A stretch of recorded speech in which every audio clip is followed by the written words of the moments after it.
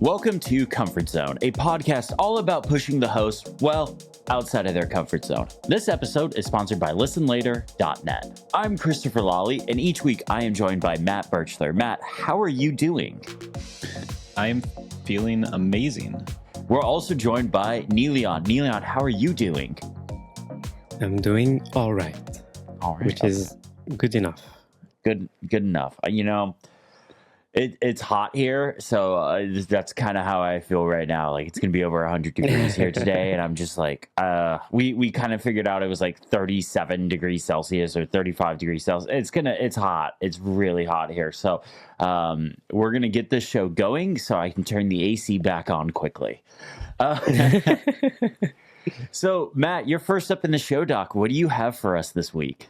Yeah, so today I have something fun. No productivity, the opposite of it, actually. I have been using the DC Universe Infinite app on my iPad, which is DC's subscription service for reading comic books. So I'm a super casual comic fan. I like comics. Every time I read them, I'm like so glad I do it, and I really enjoy it. And if you can... Those watching the video can see behind me, I've got a good number of kind of books back there, some of the big comics. I really like them, but I haven't really... I'm very much a casual fan who doesn't really know all of the great books out there, who doesn't really obsess over it. I don't participate in any of like the online communities or anything, but I have been jumping into this, and it's been pretty cool. So I was curious, are you guys into comics at all? Did you read them as a kid? Do you read them now? Kind of where are you guys at with these? So regarding comics, I have a problem, which is I can't concentrate on what I'm reading. It might have something to do with my ADHD or something like that. I have no idea. But the fact that I have to look at pictures and understand what is written on them is impossible to me. So I've never gone into it really, but I really wish I had, because some of them are really pretty. Yeah, I've loved comics. I read a lot of Spider-Man and X-Men when I was a kid, mostly because like I watched the 90s Spider-Man and 90s X-Men cartoons, and then found the comic books, and started reading all those and stuff like that. And I didn't read in any particular order. It was just like we had this baseball card trading card shop, comic book shop, whatever you want to call it, when in this area that I lived, and we would just go in there, and they would have it was always like the bad issues and stuff like that you could buy for like 99 cents and stuff like that. So I'd load up on Spider-Man and X-Men and stuff like that. But I have, over the last few months-ish, probably almost a year, I don't know, something like that, I've been subscribed to Marvel Unlimited, and I have been going back and I've been reading old X-Men comics. I'm just like kind of working my way through like the original run of X-Men, Amazing Spider-Man. I'm also reading the new line of like canon Star Wars comics, so the stuff that take place in between Star Wars and Empire Strikes Back, and then now they're currently doing, and I just haven't got to them yet, stuff that takes place between Empire Strikes Back and Return of the Jedi. Plus there's some Darth Vader comics that are really, really good. If you want to see like Darth Vader at like his ultimate bad guy self, yeah, these are the comics for it. But yeah, big comic reader. I feel like every time I bring up a media thing, you have like a Darth Vader thing that you really dig. In like we talked about that with the MetaQuest 3, or like the one thing that was really rad that I want to play, a Darth Vader game. I mean, for those that are watching the video feed, I have a Darth Vader head right over here, right there. So, yeah, I have a helmet. It's the Lego helmet, but I actually have a replica Vader helmet. It's in the closet. It's really big. I don't have a place to put it, but yeah. Oh, dang. Okay. All right, totally different places for you guys. Interestingly, one of the things I really like about reading comics is actually how bite-sized the individual issues are. So you can read like a whole book, right? It's like hundreds of pages, but like the typical issues of just your day-to-day comics are like 20 pages or so, and again, it's not like dense like reading. It's there's pictures, there's fun art. So I actually find them really easy to kind of just like read for 10 or 15 minutes and then be done with it, which really helps me. But yeah, I've been jumping into the app, and Chris, like you said, it's very similar to Marvel Unlimited.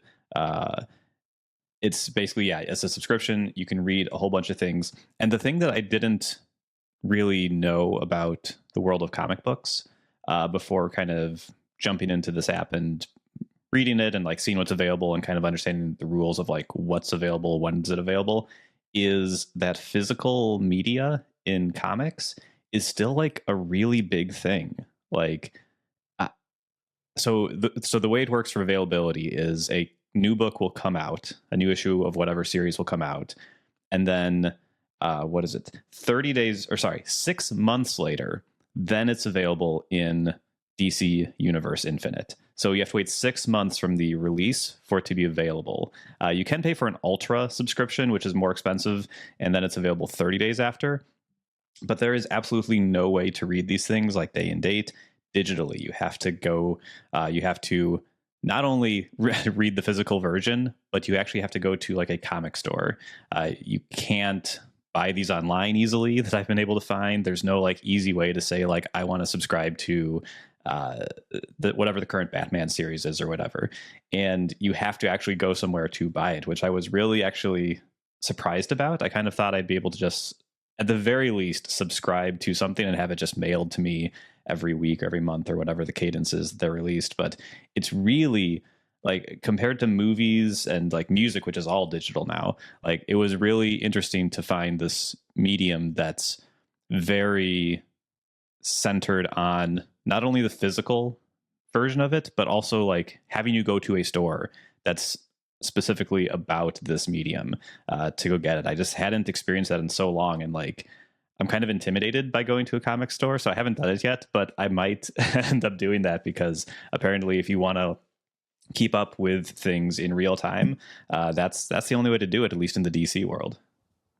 Yeah, and Marvel Unlimited is very similar. I think it's 6 months as well. Maybe it may be a little shorter. I don't remember, but I'm so far behind on comic book reading and stuff like that. Like that delay doesn't actually bother me because I just don't have a ton of time to read comics. So I pick it up here and there, and I'll read like 2 or 3 when I sit down to read a comic or something like that.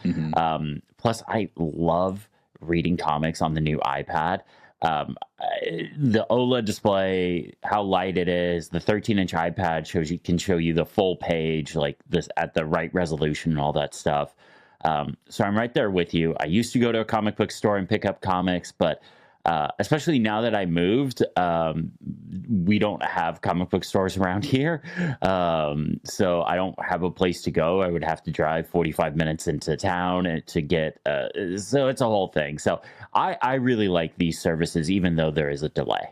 So an interesting thing about the app, and this might be different from the Marvel app, because I haven't used Marvel Unlimited. I used it for like a month or two back when like they were doing the new 52 or that thing in like 2016 where they like restarted everything.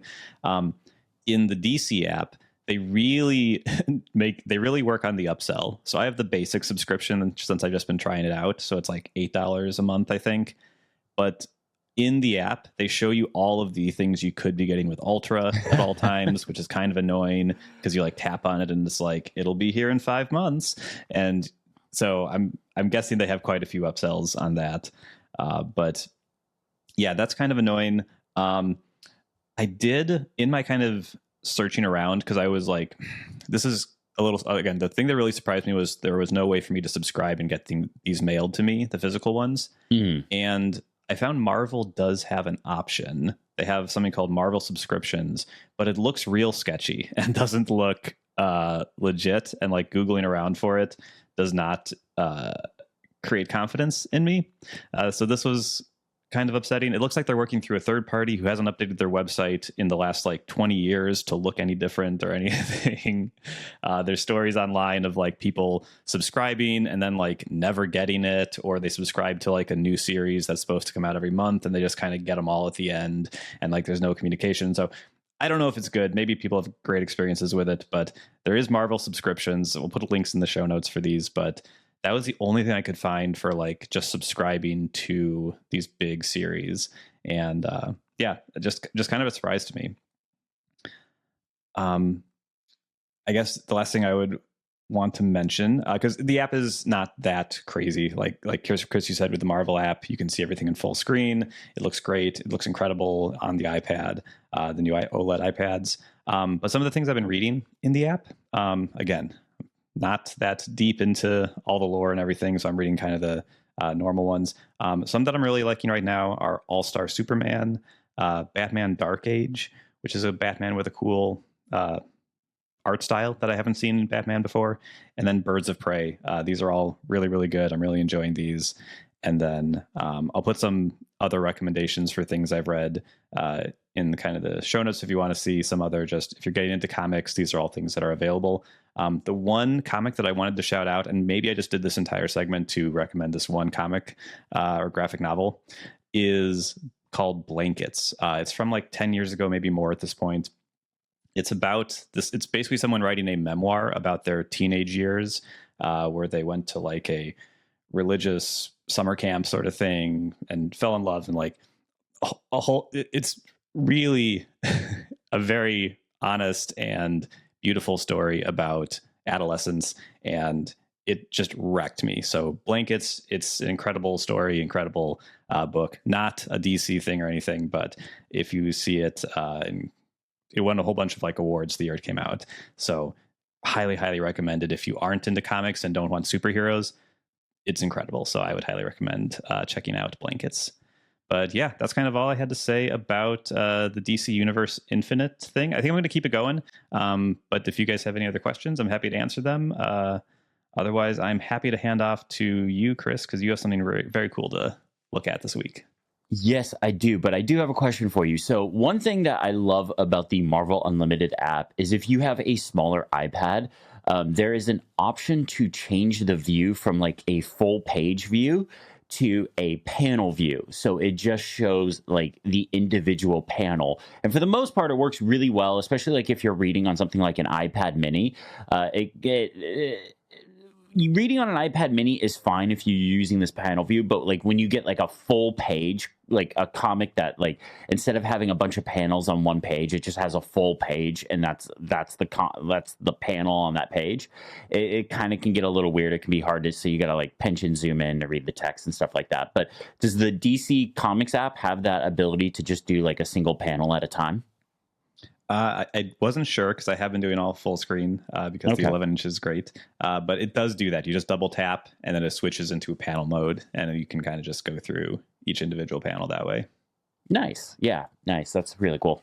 All right. So for this week, I have the Nothing Buds A. A little bit of backstory with me. I am a huge AirPods user. I'm a typical Apple person. I love AirPods. I've had them since the first AirPods came out. Those are the only wireless headphones, really the only headphones I've really used since they've come out. I mean, right now, even recording the podcast, I'm wearing AirPods Pro Max, which are absolutely ridiculous for a bunch of reasons to record a podcast with. But I love AirPods. Absolutely love them. The switching between devices, multi-device pairing, audio quality, noise canceling, especially like the AirPods Pro 2.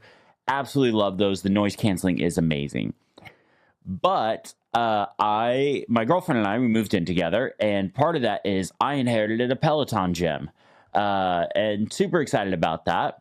But I didn't want to constantly have to unpair my AirPods and then pair them with each device. So I started looking into headphones that had multi-device support, and I landed on the Nothing Buds A. And these are from the company Nothing, and these are their more affordable headphones. It's weird because they have two options. They have these that the A that are $100, and then they have their Nothing Buds 2, which are $150. But from what I can find, just kind of on the online discourse of them, the Nothing Buds A are just like perfect for my exact use case. So first off, these are like the best looking tech I have seen in a long time. I got the yellow versions, but they're not just like solid yellow. Yeah, right? Like, so the part that goes in your ear is yellow and the case is yellow, but the stems of them are this black and transparent tech, and it just looks so good. I absolutely love the way these look. It's so much better looking than AirPods. AirPods are boring. Apple make them in colors. But looking at earpods or earbuds or whatever, that's not really, it's about using them. Sound quality, they sound good. I do think the AirPods Pro 2 sound better. I've been pairing these with my phone just to play music and stuff like that and kind of compare them to the AirPods Pro 2. But again, these are meant to be nothing's kind of more cheaper version, so it would be better to compare them to the current versions of the regular AirPods, but I don't have those, so I can't. But the thing that sold me on these is they have multi-device pairing support, so you can pair them to multiple devices and you don't have to do the unpair and repair dance. So what I have them set up currently is I have them set up to the Peloton rowing machine that we have, which I love that thing. But if you ever want to see like a second class tech citizen, Peloton rowing machine, it gets like none of the cool stuff the treadmill or the bike have, but I absolutely love the rowing machine. And then I also have them paired to the Legion Go. I kept the Legion Go. I talked about last time I thought I was going to return it. Nope, I kept it. Maybe I'll do a follow-up on it on another episode about why and the stuff I was able to make work out of it. But ultimately, just being able to like just put these in and it, start on the rowing machine or use the Legion Go is really nice. And then obviously I have my AirPods still for all my Apple stuff, but these are kind of my headphones for all my non-Apple gear, which have been really nice. These do have noise canceling and they're fine. It more muffles noise rather than canceling it. Like, we have this dog across the street, and you'll probably hear him pop up in the recording every once in a while. It just barks all day long. With my AirPods Pro 2 in, can't hear the dog. With these in, I can kind of hear the dog. So that's kind of, I love how that's my, can I hear a dog bark is my new metric for is noise canceling working. They didn't. Yeah, typically my meter for that is to go in the train with the earbuds. Yeah, and I think you're right. It's really hard to find an alternative pair of buds that works really well in trains, for example, or even in the streets. And AirPods Pro are just above the rest in this regard. Well, like even the last flight I took, which was to the iPad event in New York, I didn't bring my AirPods Max. I literally just packed my AirPods Pro 2 because my backpack was heavy enough as it is. And I was like, I don't know if these are going to do a good enough job canceling out airplane engine noises. They did. I mean, you can kind of hear like the low hum a little bit bleed through, but it wasn't annoying. The AirPods Max definitely are like top tier noise canceling option, but like they're big, they're heavy, they're very expensive, and they still have lightning. So like the AirPods Pro 2 are kind of like my go-to, like I need to block out the world around me and focus on what the task at hand, or maybe there's just annoying sounds like airplanes or trains or whatever. So yeah, those are kind of my go-to, but these do fine. I feel like if I was like sitting in a coffee shop or something like that, being like a typical like artisanal writer, like I'm just gonna like put in my AirPods or my earbuds, and write my screenplay or something like that, they would do a decent job for that. But I think I would always go for AirPods Pro 2 if I really truly need noise canceling at this point. I'm looking at their product page now. I don't understand why anyone would not buy the ear A's like you have. Yeah. The 2 version, their quote unquote pro version. So there's Nothing Buds 2 and there's Nothing Bud A's. The A's are the lower tier one. The Nothing Bud 2 are the top tier one. I can't really tell you what the differences are between them. And I looked at it for like a good solid 10 minutes before I found like enough people that I trust to basically say, just get the A's and save $50. Because on the outside they're the same, right? Yeah, I think they're pretty much the same. I know the case. So the case of the Nothing But A's is very unapologetic plastic. Like it's not like premium materials at all. It's unapologetically plastic, but it's fine. Like it gets the job done, and it's yellow. It looks really nice, and it's smaller. Yeah. The battery life is higher. When you add the case battery to it, it's higher than the more expensive ones. They both have noise canceling, which I think is kind of the big thing that gets people to upgrade from the normal AirPods to the AirPods Pro. I know that is for me. It's really interesting to see like Apple's very clear market differentiation versus these where like they've made a cheaper product that looks better in basically every way than their more expensive one. Maybe it's just because it came out later. I don't really know, but yeah, I would say the one thing that makes AirPods kind of really stand above, and noise canceling stuff aside, like the AirPods line in general is just how easy AirPods pair to your Apple devices, and you don't really even need to think about it. There is a little bit of like, okay, I got to make sure that it connected to the rowing machine, or I got to make sure it connected to the Legion Pro. And it only supports 2 devices in the simultaneous. So like there's an app, and you can go into the app and you can basically say like, hey, these are the 2 devices I want to use that you can just jump between. But if there's a minute you want to add a third, it's like, you got to unpair and repair kind of thing. So that's kind of annoying. That's pretty good still. Yeah, it is nice. It is really nice. It'd be cool if the AirPods supported that on top of the, Apple device switching, but they don't. Yeah, that's always the thing with AirPods is like if you have multiple Apple devices, it's awesome for moving between things. But as soon as you enter anything else from any other company, then like you said, you're kind of out there like, okay, I need a new set of headphones because the AirPods are going to be annoying if I try to do this. Exactly. And I've had my eye on these Nothing's earbuds for a while because I just liked the way they looked, but I didn't really have a good use case for them to just justify buying them. But now that we have the Peloton stuff and I have the Legion Go, I'm like, okay, these are exactly what I need for these non-Apple devices. I did have one issue with them. When I had them paired with my iPhone, weirdly, I didn't have this issue with the Legion Go or any of the Peloton stuff. But when I had them paired with my iPhone, a couple of times, not a lot, but a couple of times, like music would stutter. Like it would start playing and then it wouldn't even pause. Like audio would just not come through, and then the song would continue. Not that it ever paused, like the audio just cut out. So it's kind of weird that happened, but I don't know. It honestly could be because I have iOS 18, the beta, installed on my iPhone. It could be a whole bunch of different things. It's probably the iOS 18 thing now that I'm talking it out. But yeah.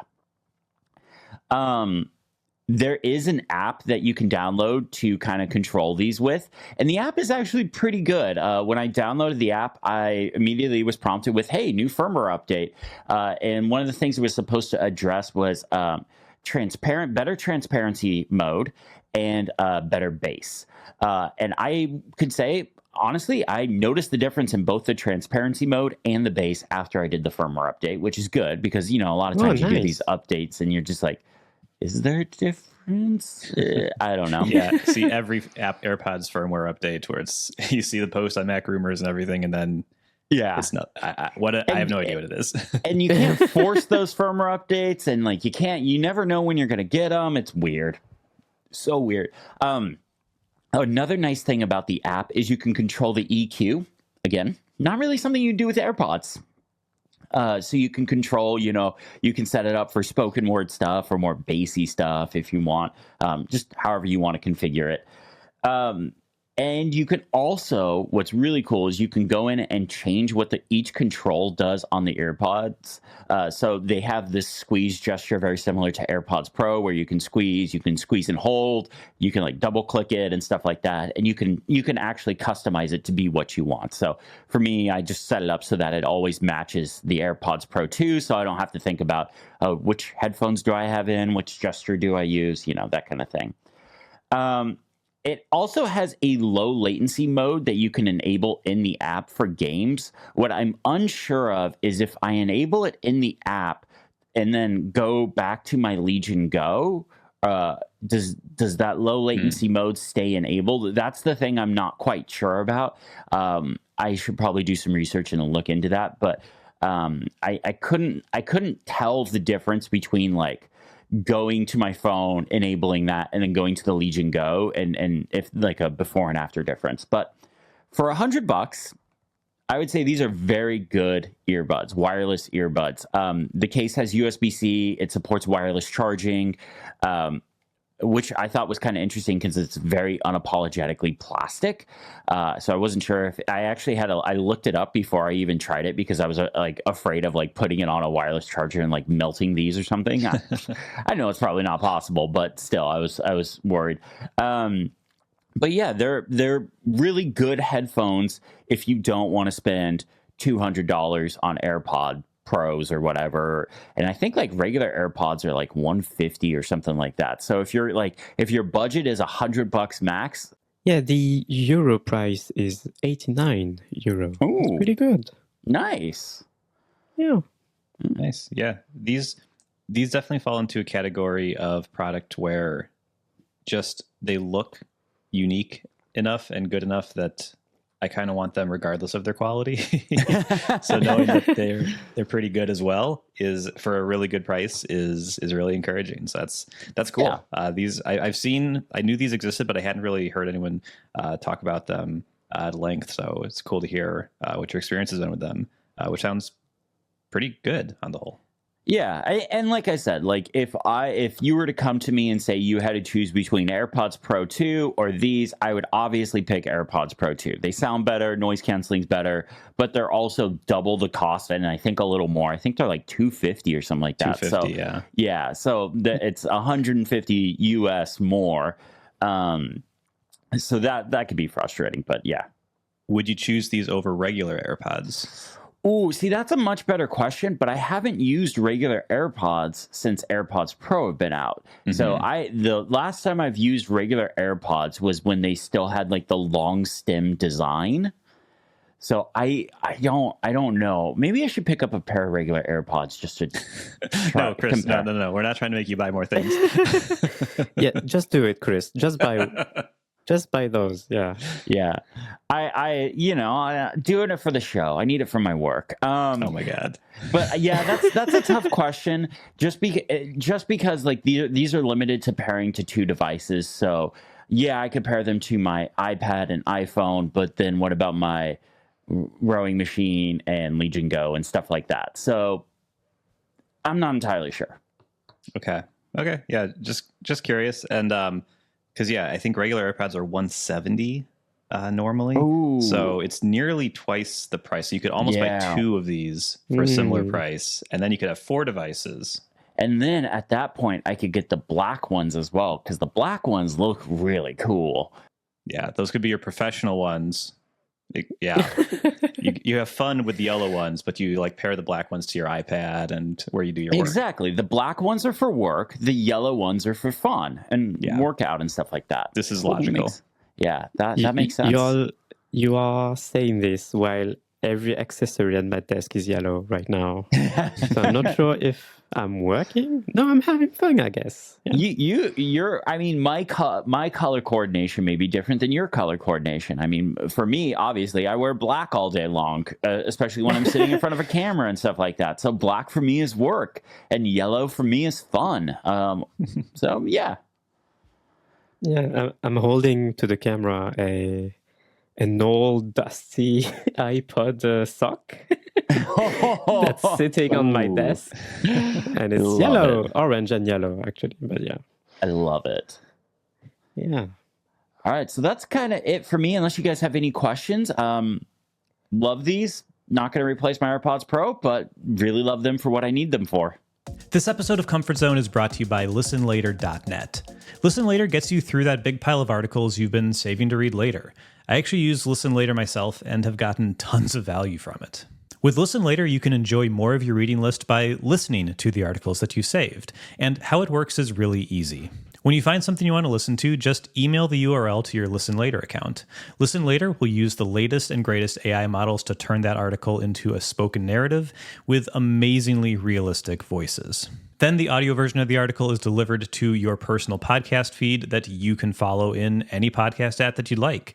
I've personally used Listen Later to listen while I'm walking the dog, while I'm doing workouts, while I'm doing chores around the house. And because it's just in the podcast app, the articles are just there for me. It's super easy to not forget about it and listen to them right away. It can even translate articles. So, for example, you can save a French article and listen to it in English, which is pretty rad. And Listen Later has a very fair pricing model that scales to your needs. It's built on credits, so you buy credits and use those credits to translate articles into audio. Once you've used all of your credits, you can either automatically or manually, whatever you prefer, reload your account and keep using it. How much you spend is always up to you, though. So visit listenlater.net today to learn more and sign up for free. When you're ready to buy your first credits, you can get a 20% bonus on your first purchase by contacting Listen Later by email or through their support channels and just mention Comfort Zone. Again, that URL is listenlater.net to start listening to your reading list today. Our thanks to Listen Later for their support of Comfort Zone and of Mac Stories. All right, Niléane, you have something very exciting in the show notes as well. I want to know everything. Yeah, is it exciting? Well, you tell us, I guess. All right. All right. It's a bit of a story. I love these. Do you know? Do you know the saying? If it ain't broke, don't fix it.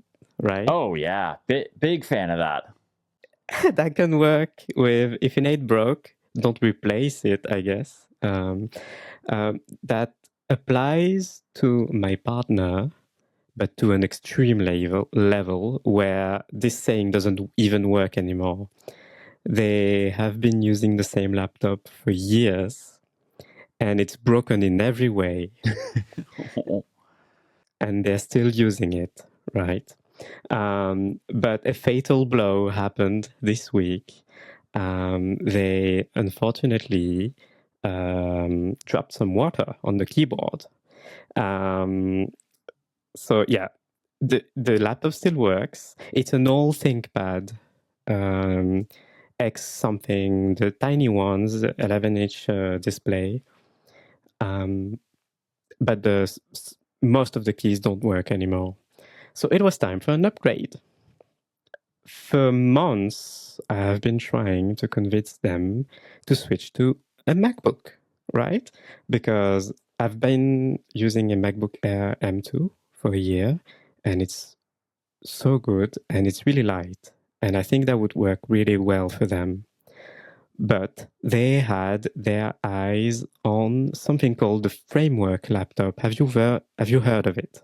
Yes, I Yes. have been. Yeah, I have been curious about this. I have zero use for it, but I have spent a lot of time on the webpage thinking, "Oh, this could be a fun thing to tinker around with." Yeah, so I just had a vague idea about this. But while we were having these conversations around the Framework laptop, I researched it, and I watched a ton of video reviews on YouTube. The Verge has a great review of their new 16-inch model. But long story short, I'm skeptical. So just to preface everything that I'm going to say, I have not tested this laptop, right? So these are purely just preconceptions. But I think they're important preconceptions because it's a big expense. And we all have these conversations in our head before we make a purchase. So here are my preconceptions that make me think this is not worth it, at least in my partner's case. So, long story short, the framework laptop is a laptop thought to be modular. The company that makes this has been around for 4 years, I think, about 4 years. And the idea is they sell you a laptop on which there are module slots that you can upgrade and switch out, and you can choose what modules to put in. So you can have a Thunderbolt port in one, you can have an SSD slot in the other, an SD card, a display port, whatever you want. They sell a bunch of these modules. And the idea is also that they are opening it to third parties so that people can make their own modules. This all sounds great, but I've heard this story before. I've heard this story before with something called the Fairphone. Have you heard of the Fairphone? Yes. Is this the one that was like it was gonna have like these little tile things that you could snap together and you can like? No, that's not the one. Oh, okay, never mind. Sorry, I was I thinking think of something you're else. thinking of Project Ara. Oh yeah, that's what it was. Okay. Yeah, that was a project killed by Google. But yeah, you're right to mention this. I had completely forgotten about this. But no, the Fairphone is actually a pretty successful phone in its own niche. They sell a phone that's meant to be pretty ethically good, I guess, where they are sourcing the parts where in environments where people are well treated and well paid, and where components are recycled, etc. So that's a pretty good concept. But my worry about the Fairphone, I think we can all agree about this, is that these phones are outdated very quickly, and even though in theory anyone can make their own parts, they don't really exist. Third-party parts don't really exist. So as soon as the company goes under, your modularity promise goes under. And that's been the case with the previous Fairphone models, where some modules went away, some parts went away, and I think part of that promise isn't worth the price and isn't worth the fact that these phones, they don't have some of the performance you can get at that price point.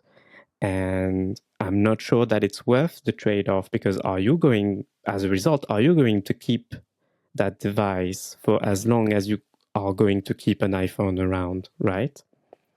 I'm worried about the framework laptop. So that's one thing. I'm worried about the modularity promise not being worth it, because these are pretty expensive laptops, actually. And there's a good reason for that, because the parts are pretty high end. You're not getting something super cheap. The parts are pretty high end. You're getting a performant device in the end, and that's pretty good. But again, this company has been around for 4 years. Right now, they are the only ones, almost the only ones making modules for this thing. What happens if in 2 years, in their newer model, they change how the modules work? They change what size they are, and you see what I mean, I guess. So that's what I kept repeating to my partner, because I wanted to get back to the idea, how about a MacBook Air instead? Yeah. And long story short, again, in the end, I was able to convince them, and they ordered the MacBook Air instead, which is, I think it's a pretty big achievement, because they've been a Linux head for years. I was never able to have them replace that old ThinkPad. And they had an older ThinkPad before that. And when that died, they chose to go to another ThinkPad. So, yeah. Somebody that has set up hundreds and hundreds of ThinkPads, why would anyone go back? I've set up literally when COVID hit, we set up like 100 ThinkPads in like 2 days. It was wild. We literally had this conveyor belt system of just like knocking these things out. But anyways, yeah. But please continue. Sorry, I interrupted. Oh, don't worry. I was just about to ask, what are your thoughts on the framework laptop? Am I too too harsh on this concept? No. So I'm of two minds about it. On the one hand, I do like the idea that I could change the ports, because you don't necessarily have to wait like years to like swap out these expansion cards that they have. So like if it turns out you actually only need one USB-C port and you would rather replace it with an SD slot, that would be kind of cool. Or like if you're going on, like maybe you work from home most of the time and you have a dock on your desk that has an SD card slot and you just use that so your laptop doesn't need it most of the time. But maybe when you travel, you want to be able to plug your cards right into your computer. You could swap it out like for what you need. Would this actually happen? I don't know, but I like the idea of it. And the other thing I like is I'm looking at their website now, not necessarily the expansion cards, but just seeing that you can buy more memory and more storage, and it's just industry standard parts that you don't necessarily need to buy from them. That's awesome. Like last year, I upgraded my MacBook Pro to an M2 model because the M1 model, which was totally fine for everything I needed, didn't have enough storage. I underestimated how much storage I would need. And the only way I could upgrade was to buy an entirely new computer and trade in the old one, which is so stupid. So just seeing them like that, like, oh, you actually didn't need 512 megs, gigs, you needed 2 terabytes. No problem. Spend $60 or $100 or whatever, and boom, you've got all the storage you need in the same laptop that was already fast enough. So that part of it I really like. But yeah, I mean, this idea that you're going to keep this for many, many years and you're going to swap out these expansion cards or third parties are going to make them for a long time, we'll see. But yeah, I that wouldn't be the reason to buy this for me. I think the things that it would appeal to me are the more ethically developed and built. I kind of like, it looks like you can buy them and build them yourself, which is cool. That hits the mechanical keyboard fan part of my brain. Yeah, absolutely. Yeah. But yeah, I don't know. I feel like you would just buy the ports and stuff that you need. You'd never touch them again, but the upgradability to the RAM and the storage, and I guess the CPU as well, in theory, if they, like you said, if as long as they keep it consistent, that would be kind of cool. But yeah, so I like it in theory, but I don't know if I would trust it totally yet. The way that I was able to convince them on the ports issue is I told them, well, I have all these dongles lying around, and are you going to realistically need an SD card that you can swap in and swap out when you can just plug in the dongle for the few times that you need it? And yeah, I think that did it. Like in the end, they were about to order a framework laptop with all the modules being just Thunderbolt ports. So I was like, yeah, at this point, you should just get Yeah. a MacBook, Yeah. and have a dongle. I mean, yeah. The nerd in me loves the idea of this. I mean, it's one of the things that attracts me about the iPad. The iPad is literally, I mean, my old podcast was called A Slab of Glass. It's a slab of glass. I could use the Apple Pencil and make it a notebook or a sketch pad or whatever, or I could put it in something like the Magic Keyboard case and turn it into a laptop, or plug it into a monitor, and now I have a desktop. I love the modularity of that kind of thing. And like, internal hardware modularity, yes, please. I would love to be able to add another Thunderbolt port or an SD card reader or something to my computer. That would be awesome.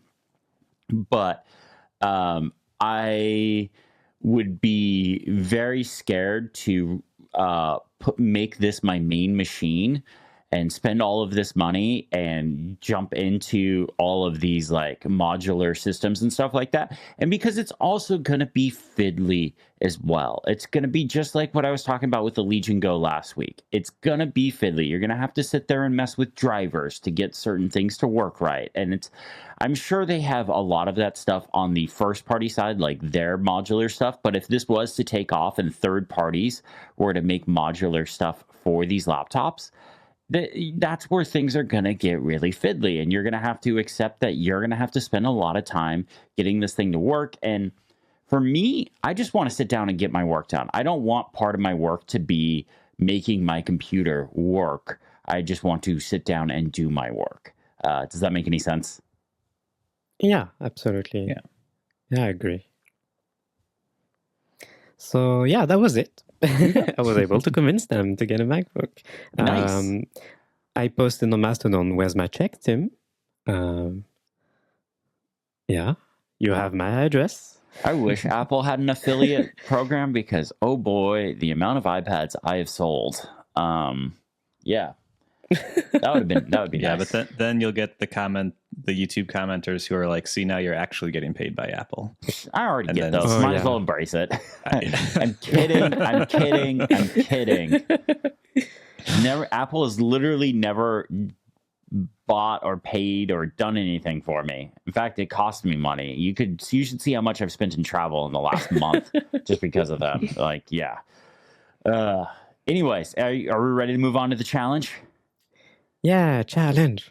Challenge. All right. This week was my challenge, and I wanted you guys to just do something with your travel bag. It could be big, like replacing the bag. It could be small, like swapping out cables or redoing the organization. So, Matt, what did you do to your bag?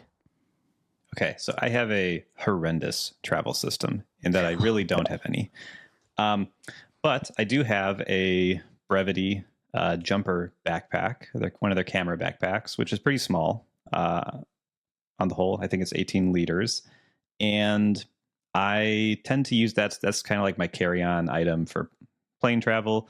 And when I can, it's the only thing I bring on a trip. So I actually did an overnight trip this past weekend, and I just packed my backpack, and that was it. So all my clothes, all my gadgets and everything in the backpack.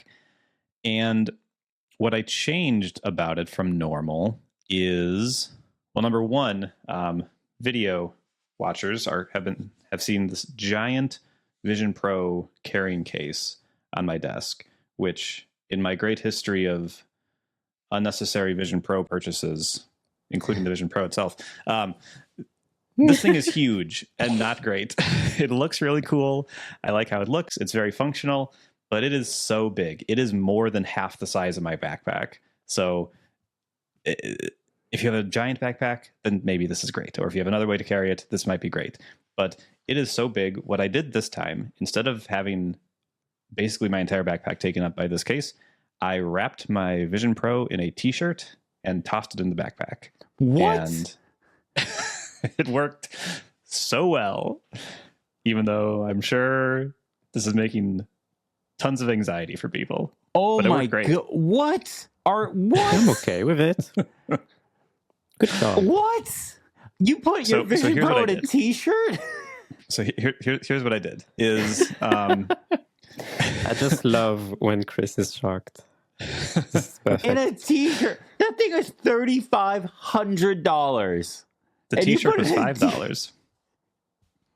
So here's how I think it's pretty safe. And here's why. So it was in my backpack, which I carried just very gently because it was always with me. I wasn't going on a plane. I was just driving myself somewhere. So I knew what was going on with it the whole time. I put a layer of clothes on the bottom of the backpack. Then I wrapped the headset, placed it on top of the clothes. Then I put more clothes on top of it. So it's nice and cushioned. I made sure that the lenses weren't going to be exposed. And it took up as little room as possible. It was great. I'll do it again. No. Okay. I'm texting in our chat. I'm texting a link, and we'll make sure we put it in the show notes.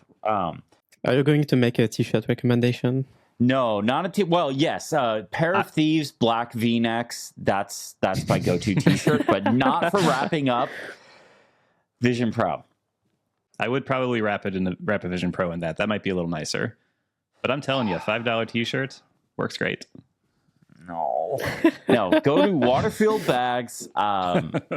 SF Bags. Waterfield's the name of the company. Their domain is SF Bags. No idea what happened there. Anyways, they made a shield case for the Vision Pro, and what's different between their case and literally everybody else's is they came up with the ingenious idea of, oh, hey, you can detach the head strap. So we can make our case like half the size of everyone else's case.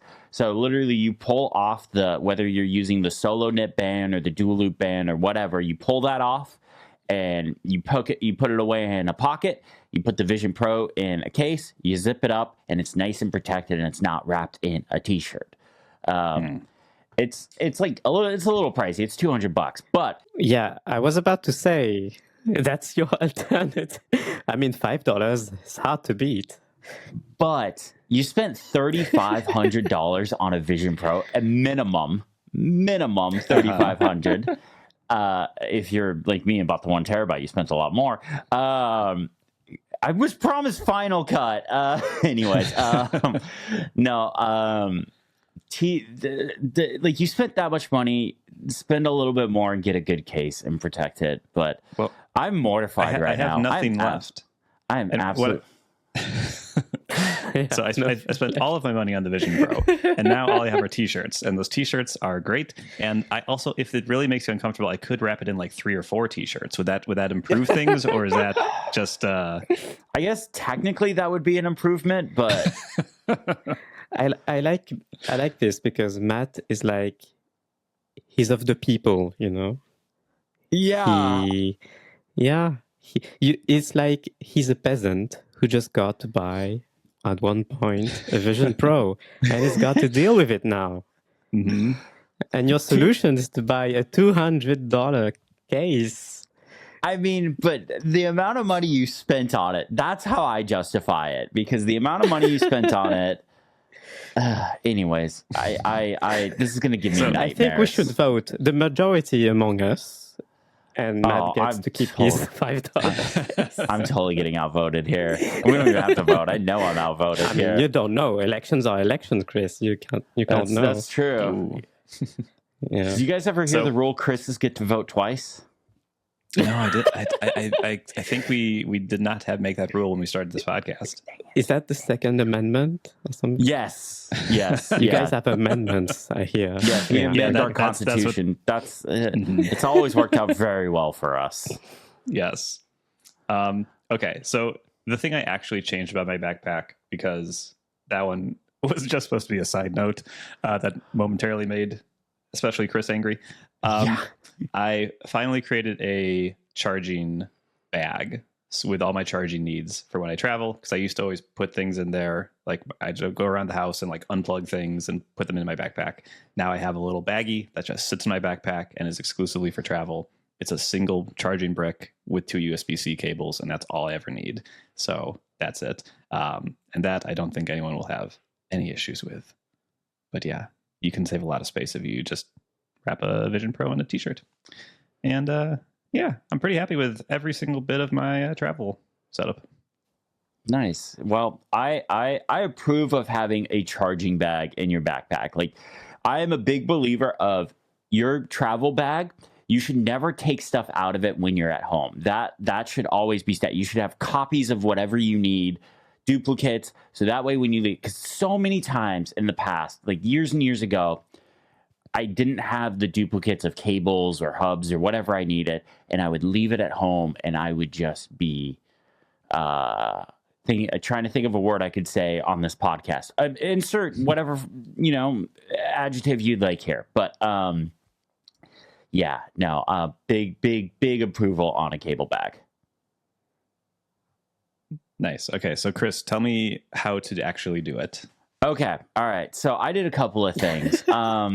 I have a bunch of travel this summer, like starting with the iPad event and going into like September, October. I just have a bunch of travel this year. Normally I'm not like, I'll have like a couple of trips throughout the summer, but this year I've got a bunch, and a lot of them are 2 to 3 day trips, like 3 days maximum. And I am a pack light person. By pack light, I mean bring the minimum amount of bags I can possibly bring. Like I like when I went to the iPad event in New York, I literally just had a backpack with me.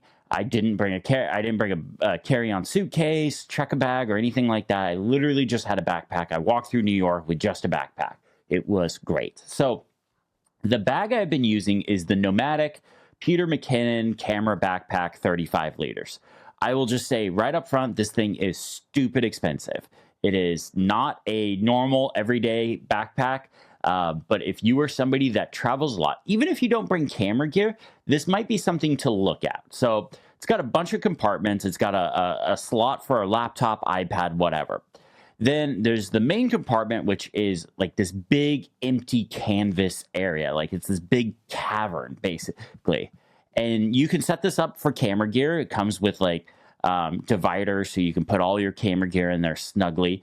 But you could also use this for just about anything else you want. If you just want to leave it as an open cavern and stuff sweatshirts or stuff you're traveling with or whatever, like it doesn't have to be camera gear. That's one of the things, like whenever I talk about camera backpacks, people go, oh, well, this is really specific to you. I don't travel with a camera. I'm like, if you need a really big backpack to put a lot of stuff in, a camera backpack is a great place to look because you don't have to put cameras in there. No, the IRS will not come to your house and like haul you off to jail if you put stuff other than cameras in camera backpacks.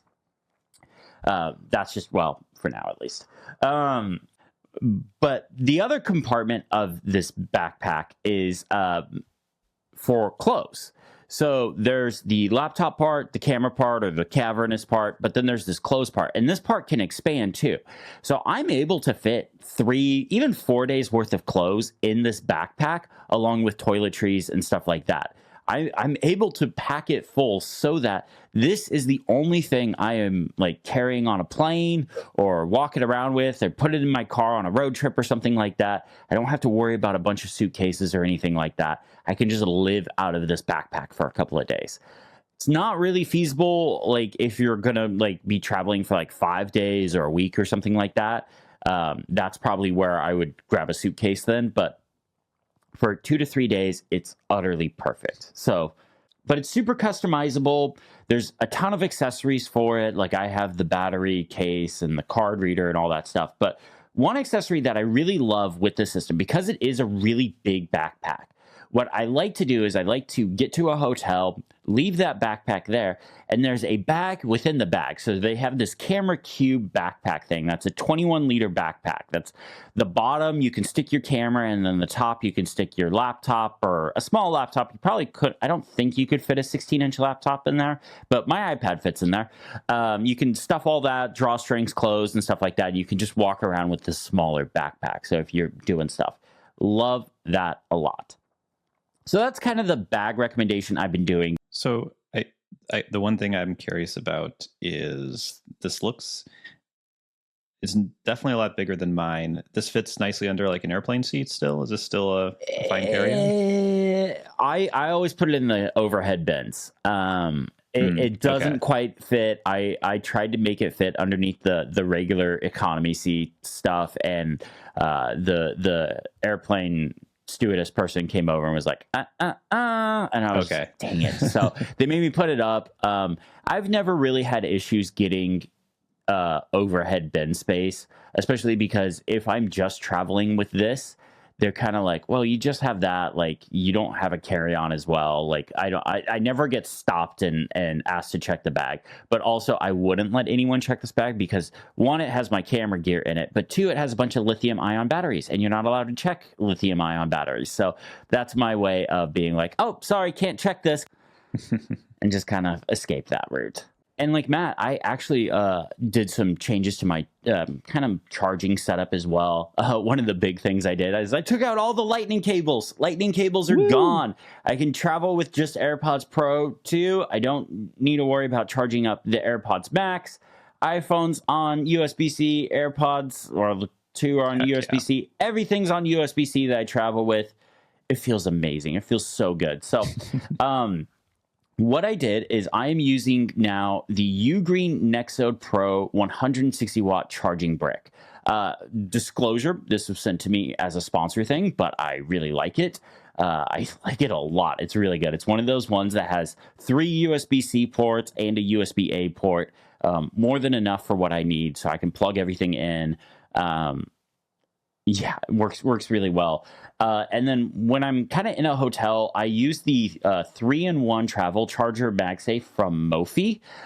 This thing is awesome. I love this thing. So I just set this up on the bedside table when traveling. I can charge AirPods, my phone, and my Apple Watch all from this device. I don't need to bring separate cables for my Apple Watch. I don't need to worry about having enough cables to plug in both my USB or my AirPods and my iPhone. I literally just plug one cable into this and it handles everything. I have had some weird issues using this with other power bricks though.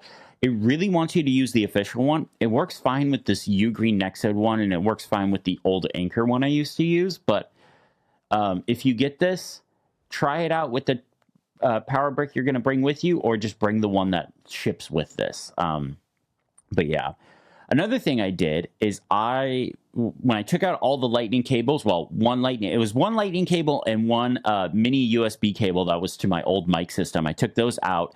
I replaced everything with 10-foot USB-C cables.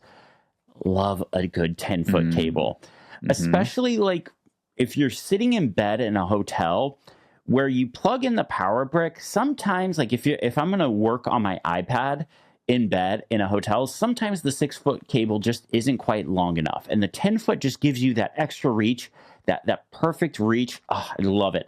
So I have 3 of these in my bag now, and then I have one Apple Thunderbolt cable, just the regular 1 meter or 3 foot or 1 yard or whatever you want to call it. I don't care. One of those for all the data stuff. So I travel with an external drive and a CF Express and SD card reader. Both of those require a USB cable to go into them. Well, they both came with their own individual ones, but I was like, why am I carrying these extra cables when I could just have one Thunderbolt cable, and that could be the cable I use for data transfer? Because again, I have an iPad, so I can't plug more than one data device into it at a time. So I'm like, I only need the one cable. So I'm now just traveling with this one Thunderbolt cable and then the 2 things that need USB-C to plug into them. I just don't bring those cables with me, the cables that it came with. I'm using the Anchor 24,000 milliamp hour battery pack. This thing is a beast, but it's amazing. It's saved my bacon at WWDC a couple of times. Just being able to charge my iPad up from 0 and have enough battery to work off of. Great. It's got a screen on it too, it looks like. Yeah, it looks really fancy. It can show you what the output wattage is, how many battery cycles you've used it, what the battery life is left on it. It's got a bunch of different interesting information. What a gadget. I love it. There's a new one too. This isn't even the newest one. You can still buy this one, but there's one that's a 27,000 milliamp hour battery. This is the one Federico and John have that it not only is it a bigger battery, but it also has a base station so you can dock the thing, and then it has like USB ports on the side so you can charge even more stuff. It's wild. I can't quite justify buying that. The 24,000 one has been fine for me, and it's still working just fine. But when this one goes, I'll buy the one with the base station because that's just cool. Yeah, this looks really nice. And then the last thing I swapped out was the Kensington Knucklem USB hub. I've had that thing since the 2018 iPad Pros have come out. Love that hub. It's just really big. And I don't really need a port hub anymore. Like, there's not been a lot of times in the last year I've really needed a hub when traveling, but I wanted something. So as part of a sponsorship thing, Anchor sent me the small like USB-C hub that plugs right into the side of an iPad. It's got like a USB-C port, USB-A, HDMI, and a headphone jack. And really, if I kind of sat down and I thought about like, what, besides the USB-C ports that are built into the iPad, what are the actual ports I've needed with my iPad in the last year? And the only 2 I can think of was HDMI and headphone jack. And that was when I gave that talk at the Final Cut conference. So I was like, I think I could just get away with this much smaller, much more compact USB hub, and just it's lighter too, not by much, but the whole point of this is I was trying to take all the stuff I didn't need out of my backpack and have less stuff in there and stuff that's lighter so that I don't feel like my back is going to get broken when walking around and stuff with this backpack, even though I picked like the biggest backpack I could possibly pick. I have a question. How is the headphone jack? Um, and by that I mean, when I get a dongle with or a hub like this with a headphone jack, I tend to be really picky about the quality of the Okay. jack. What do you think of this one? I honestly can't tell the difference between headphone jack quality. It seems fine. Okay. Literally, the only thing I've used a headphone jack for in the last year, besides recording this podcast, but specifically when traveling, the only thing I've used it for was when I gave that talk at the Final Cut conference. I needed to get audio out of my iPad into the conference room speakers and stuff like that. So that's and at that point, I don't really care about the audio quality. It was literally just to demo some audio stuff in Final Cut. So I'm not a big wired headphone person. I love wireless headphones. In fact, this is going to make a lot of people mad. I edit my videos using AirPods, and same thing with this podcast. I use AirPods to edit these stuff. Yeah, I don't actually use wired headphones to edit. Matt is shocked. That's even worse than my Vision Pro carrying case. There's no latency at all. I promise. There's latency. There's so much latency. I cannot tell the difference. Yep. Anyways, so that's kind of what I did to my bag. Any other questions on it? You started by saying I travel light, right? Mm-hmm. Yeah, that's a lot of stuff. Well, I travel light, but I bring the stuff that I have to have. So, like, if I'm traveling for work, I have to have my camera. I have to have a mic system. I have to have clothes. I mean, do I have to have clothes? I don't think Apple to wrap would... your Vision Pro, yes. Yeah. No. You know what's funny is I actually haven't, other than like before my girlfriend and I lived together, I haven't really traveled that much with the Vision Pro. Like, even when I was flying and stuff like that, I just watched movies on my iPad because like the Vision Pro was like a whole to-do to set up and stuff like that. But anyways, like that's a topic for another episode. All right. So on my end, I'm one of the people again, right? Ooh, so, okay. Yeah, I don't travel much. And so I went about this thinking about my everyday bag, right? And the one I take with me when I go into the city, which almost never happens as well, but sure. I have a cable couch, a cable pouch. I have a cable pouch that I got in a bundle. It's on Amazon. I have a link in the notes. It was in a bundle with a laptop sleeve, which is really nice. It's a padded one. I have no idea what brand this is. I got this a long time ago and still does the job. So I still use that. What I did is I went over what's in this pouch. I have an Anker 20,000 milliamp hour battery, and it's an older one. It doesn't look as cool as yours, Chris, but it works fine. And actually, I had to replace it recently because I had an older Anker battery that had a lightning port on it, and I was a really big fan of that one because I simply could have a single cable with me at all times, and that was a lightning cable, so that was another time. And that cable could be used to charge the battery and the phone at the same time. But these days I have this battery which has a USB-C port and a USB-A port, and that does the job. And I have the MagSafe Duo. Do you remember that? The MagSafe Duo.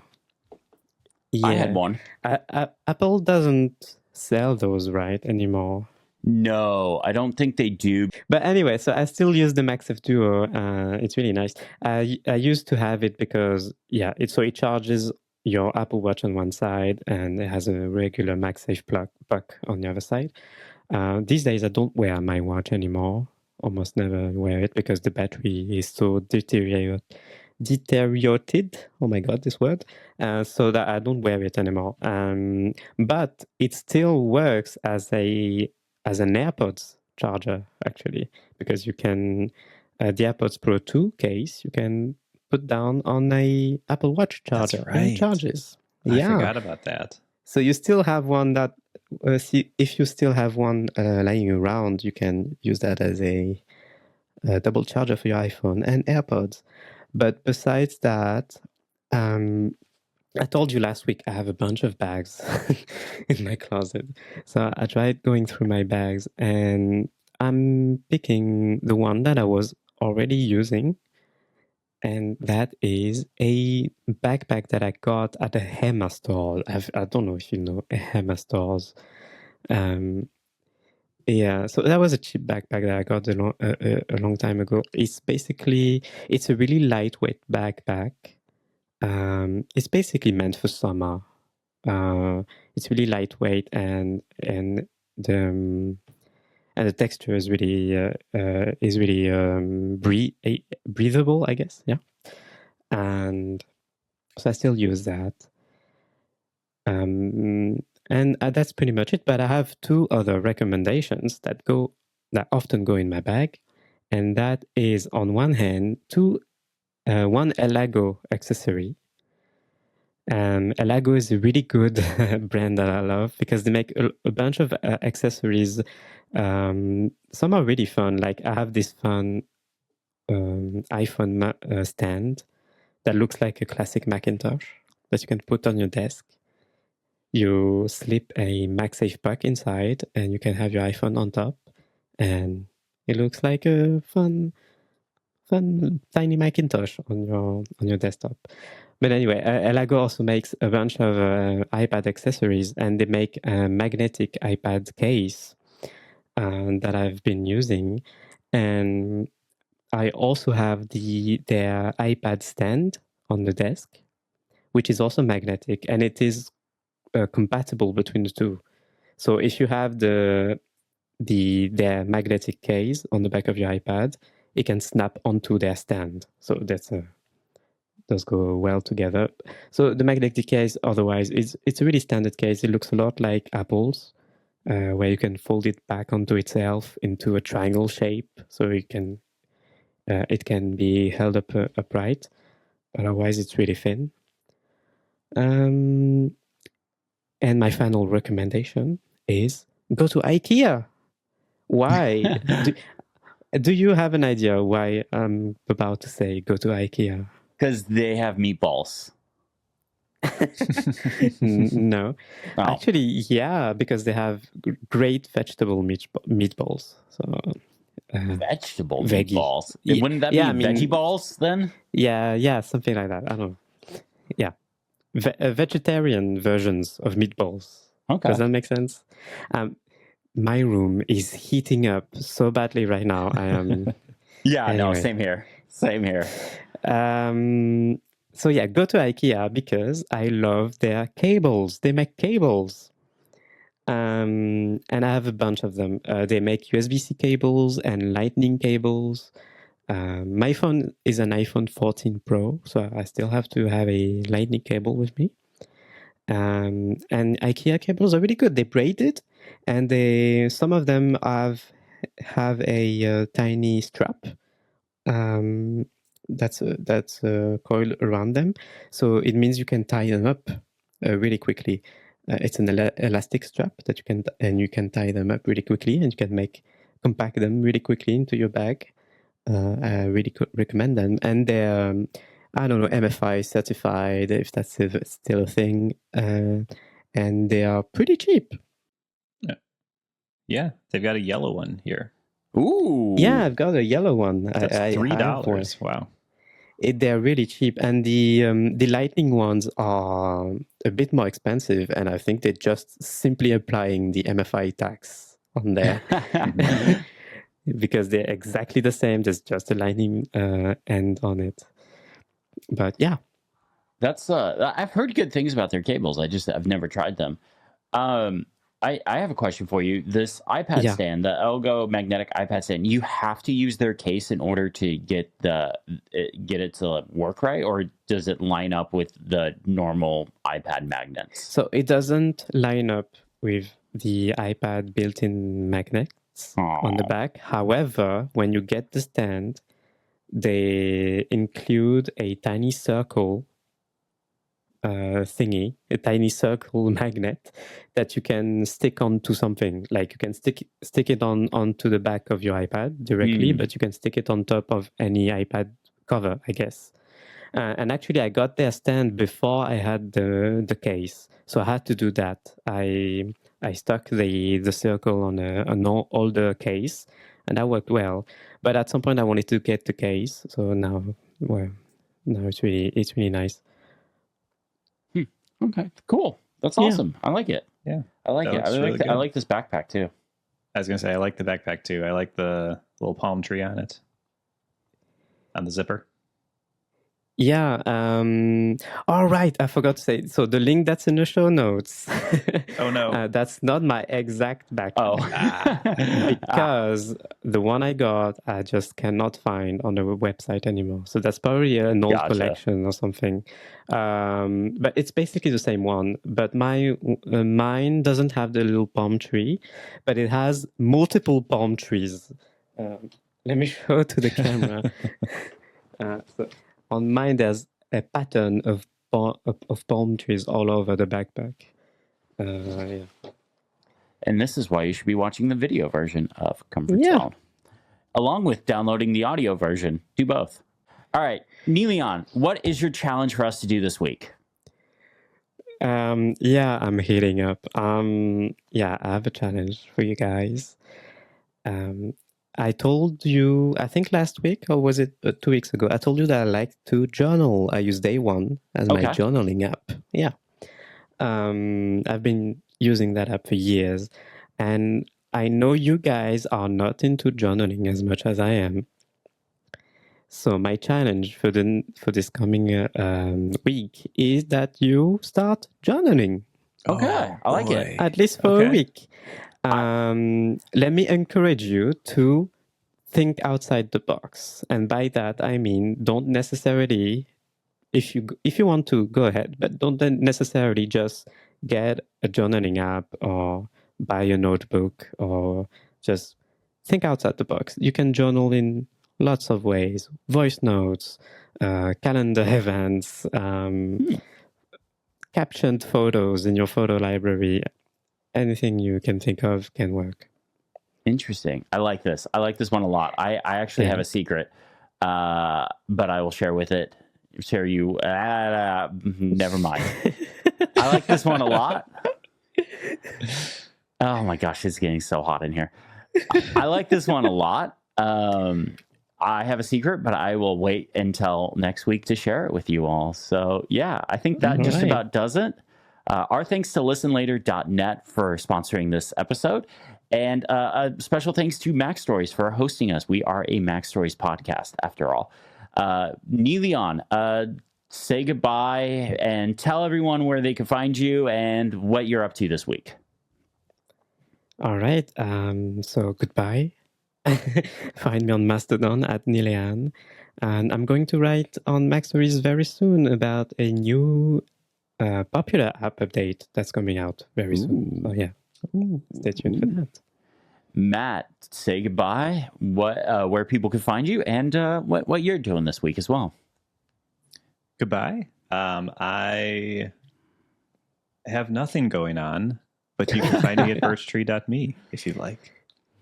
And I'm Christopher Lawley. You can find me on YouTube at just Christopher Lawley, Lawley, or you can go to the untitled.site. And I am working on videos this week. I am doing a huge push to get a bunch of video stuff done this week because next week I have something very special happening that I'm very excited about that I can't talk about just yet, but you all will see it when it happens. So, yeah.